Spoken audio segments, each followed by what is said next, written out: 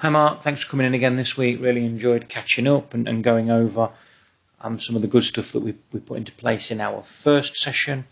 You'll see on the left, this is your original swing, your original motion. So I just wanted to pull this up for reference. You've got the pressure moving in the wrong direction here.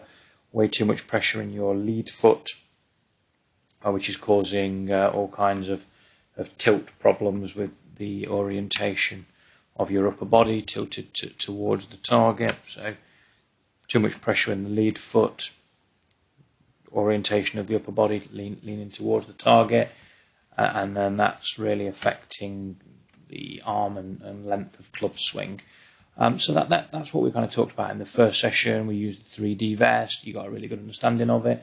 Just to open up in our second session, we just used the rope swing. I would strongly recommend you grab a rope and make a few swings with it in your training or your practice.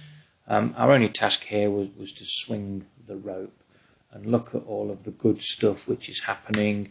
Loaded the trail hip, more pressure in the trail side, upper body tilted much more appropriately, and if we could get the arms and shaft into that location, happy days. It's got so much good stuff going for it. The rope swing to sequence and timing. One of the things you've always wanted to do to lower your ball flight is to have a little bit more shaft lean. So you'll see here, just through a sequential motion, look at all the good stuff that's being promoted with regard to shaft lean, as opposed to your kind of original action. Look at how much more advanced the hands and arms are here, which is promoting all of this good stuff. You weren't thinking about any of this, Mark. You were purely thinking about swinging the rope. What I also like about the rope swing, to get speed into this section, your body will decelerate to accelerate the rope. So what you'll see here at the end, look how the rope starts to pass your body, whereas you're not getting that in your kind of original motion. The body's really accelerating. The rope starts to pass your body decelerates, so it's not as rotated in finish as what your original swing is. So we want your body to accelerate and then decelerate. Now, of course, that's just with a rope. So I've got a little bit of footage here of us putting this into practice with a proper tool, a golf club.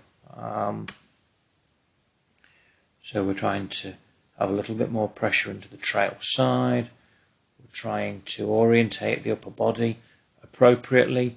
That immediately has affected the length of the arm swing and the club swing. Then we're trying to let the club come back down. You kind of try to recruit power through more rotation. We're trying to let the golf club kind of come back down from here. You can see the sequence is starting to get much better into the impact interval. This is just after a couple of hours of work, remember?